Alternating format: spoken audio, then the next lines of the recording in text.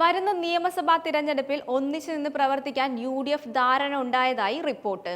മുഖ്യമന്ത്രി സ്ഥാനത്തിനായി നേതാക്കൾ തമ്മിലുള്ള തമ്മിൽത്തല്ല് അവസാനിപ്പിക്കാൻ ഹൈക്കമാൻഡ് നേതാക്കളുമായി നടത്തിയ ചർച്ചയിൽ തീരുമാനമുണ്ടായെന്ന് റിപ്പോർട്ടുകൾ.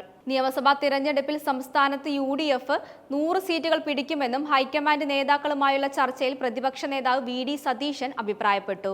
എത്ര സീറ്റ് കിട്ടുമെന്ന് രാഹുൽ ഗാന്ധിയുടെ ചോദ്യത്തിനായിരുന്നു VD സതീശന്റെ ഉത്തരം.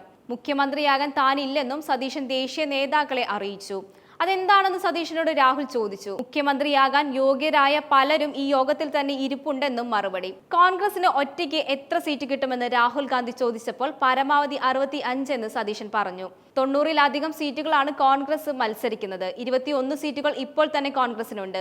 സിറ്റിംഗ് സീറ്റുകൾക്കൊപ്പം അധികമായി 44 സീറ്റ് വരെ നേടാനാകുമെന്നും സതീശൻ കണക്കുകൂട്ടി. സംസ്ഥാനത്ത് രാഷ്ട്രീയകാര്യ സമിതിയിൽ സതീശൻ അവതരിപ്പിച്ച വിവാദങ്ങൾ കണക്കുകളാണ് ദേശീയ നേതാക്കൾക്ക് മുന്നിൽ അവതരിപ്പിച്ചത്.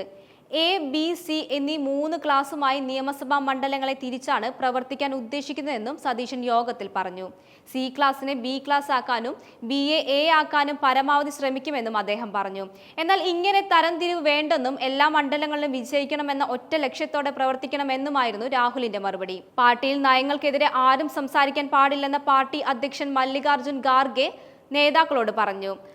പാർലമെന്റിനകത്തും പുറത്തും മോദിയുടെ ഫാഷനിസത്തിനെതിരെ പോരാടണം. നരേന്ദ്രമോദിയുടെയും പിണറായി വിജയന്റെയും പുകഴ്ത്തലുകൾ ആരായാലും ചെയ്യാൻ പാടില്ലായിരുന്നു എന്നും ശശി തരൂരിന്റെ പേര് പരാമർശിക്കാതെയാണ് ഖാർഗെ പറഞ്ഞത്. ഇക്കാര്യം ഇനി ഉണ്ടായാൽ റിപ്പോർട്ട് ചെയ്യണമെന്നും ദീപാദാസ് മുൻഷിയോട് ഖാർഗെ ആവശ്യപ്പെട്ടു. തിരഞ്ഞെടുപ്പിൽ സ്ത്രീകൾക്ക് വേണ്ടി പ്രത്യേക പ്രകടന പത്രിക ഇറക്കണമെന്നും ഇത് നേരത്തെ ഉണ്ടാക്കണമെന്നും പ്രിയങ്ക ഗാന്ധി പറഞ്ഞു.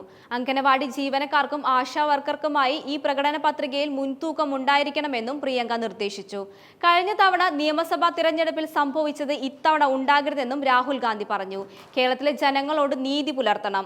നിങ്ങൾ കോൺഗ്രസിലെ ഉന്നത നേതാക്കളാണ്. നിങ്ങൾ ഒരേ മനസ്സോടെ താഴെത്തട്ടിലുള്ളവരെ നയിച്ചാൽ UDFന് നല്ല ഭൂരിപക്ഷം ലഭിക്കാനാകുമെന്നും രാഹുൽ ഗാന്ധി പറഞ്ഞു.